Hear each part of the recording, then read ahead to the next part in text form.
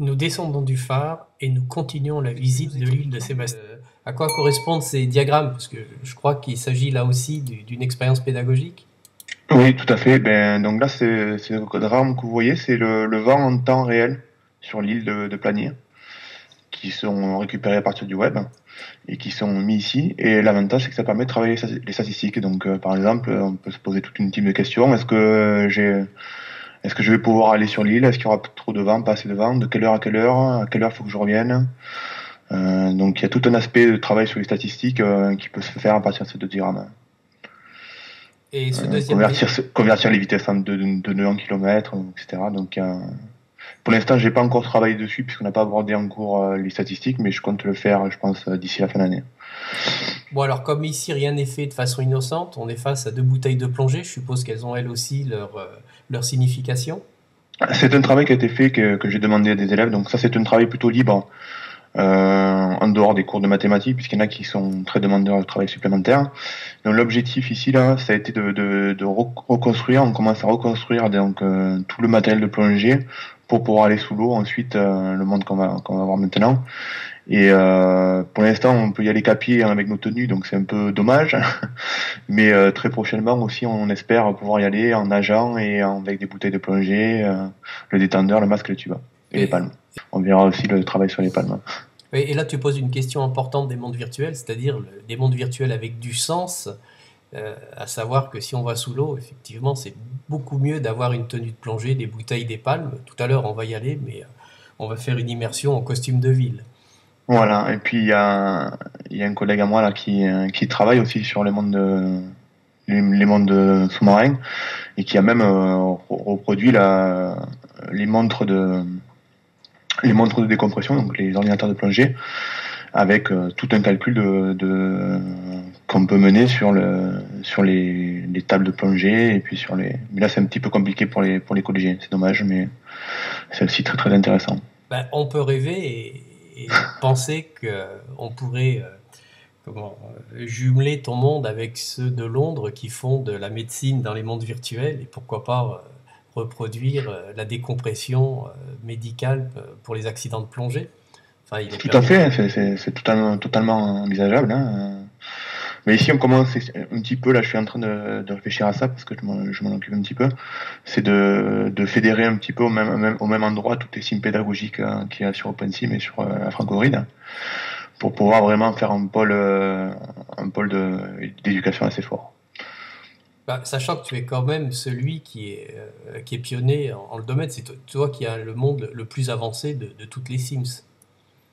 Enfin, ici peut-être, mais c'est pas dit parce qu'il y a quand même d'autres personnes qui travaillent dessus. Puis surtout, il y a d'autres grilles où il y a de gros travaux qui sont faits hein, sur OpenSim, en particulier des facs anglaises et américaines qui ont un travail important sur OpenSim. Ah ben, je parlais. Allô là, Alors, on va se jeter à l'eau.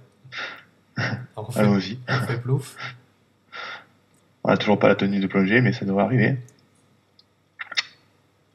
Voilà, ben on arrive donc sur les fonds sous-marins. Donc là, pareil, le même travail, les mêmes idées de travail, c'est de reproduire les fonds sous-marins réels, avec les espèces réelles qu'on peut voir si on plonge à planier. Et ben là, vous voyez par exemple, c'est exactement l'épave qui est en face de nous, c'est l'épave du Shawen, qui est une épave qui a été immergée à Planier hein, et qui repose entre 10 mètres et 35 mètres de fond, si mes souvenirs sont bons. De toute façon, si vous voulez en savoir plus, il suffit de cliquer l'image et vous allez avoir le texte qui a été rédigé par les élèves sur l'historique de l'épave, plus, plus aussi la photo réelle et un schéma de l'épave. Donc, on invite ceux qui regardent cette vidéo à venir regarder ton monde, dont on rappellera l'adresse. Euh, Est-ce que tu peux nous parler des espèces animales? On a ici ce que j'appelle un banc de poissons, je ne sais pas si c'est le terme. Oui, Mais est-ce que... je sais pas lequel tu regardes parce que j'ai Alors pas la même regarde que toi. là face à mon avatar. Donc oui, donc là voilà, on va parler un petit peu. Après, je parlerai un peu aussi de la Posidonie puisque j'ai fait une conférence il y a pas longtemps là, sur la Posidonie. Donc là, ce que vous voyez, c'est les vraies espèces qu'on voit sous l'eau à planier. Donc c'est un travail qu'ont fait les élèves l'année dernière et qui vont continuer cette année. L'idée, c'est un travail multidisciplinaire. Hein. C'est d'aller sur Internet, récupérer, se renseigner sur les espèces présentes en Méditerranée, récupérer des images de ces espèces-là, puis après rédiger un résumé de bio sur l'espèce, quel type de poisson, à quelle profondeur ils évoluent, est-ce qu'ils sont endémiques ou non. Donc là, devant nous, là, le petit banc de poissons qu'on voit, c'est des sards, donc des poissons très communs en Méditerranée. Et les petits poissons noirs, ce sont des castagnols. Donc là aussi, ils sont très présents sur l'épave en Méditerranée. Si on va un peu plus vers les fonds, on verra tout à l'heure, il y a des espèces un peu plus endémiques hein, et un peu plus rares. Si on passe par là, vous allez voir, on va essayer de voir l'écosystème parce que là, il y a un petit écosystème sur les Posidonies avec des espèces endémiques. Hein. Donc là. Alors, Tao, je me permets de t'interrompre, mais tu parles aussi à des terriens pour qui les Posidonies, ça représente pas grand-chose. Est-ce que tu peux nous définir ce qu'est une Posidonie? Mais une Posidonie, c'est ce que vous voyez au sol, c'est en fait une plante. C'est pas une algue, c'est une plante marine qui produit, et là on le voit si vous regardez un petit peu les fonds sous OpenSim, on voit des bulles d'air. En fait, ça produit donc de l'air, de l'oxygène, surtout.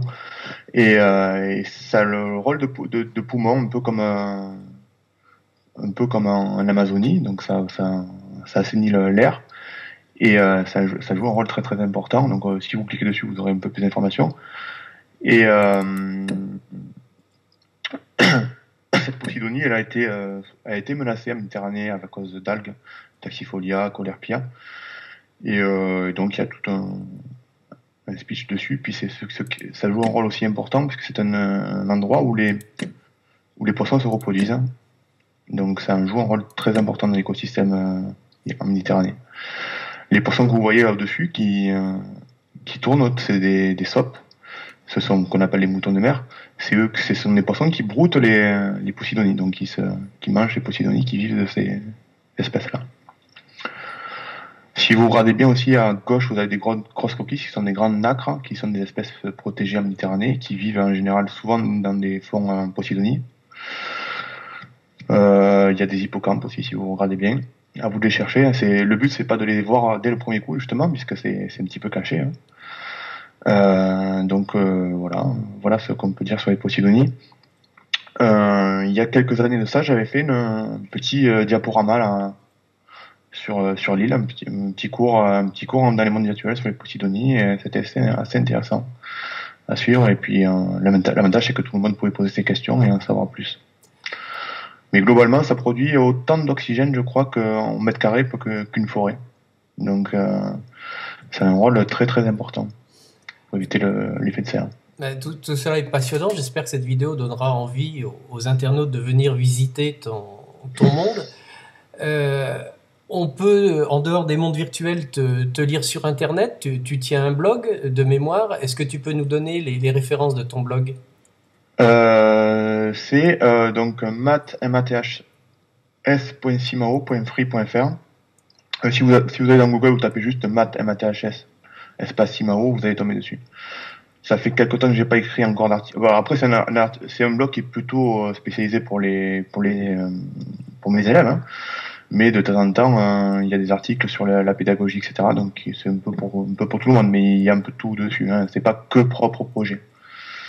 Donc là, on est sur, on est à moins 40 là, Jean-Paul.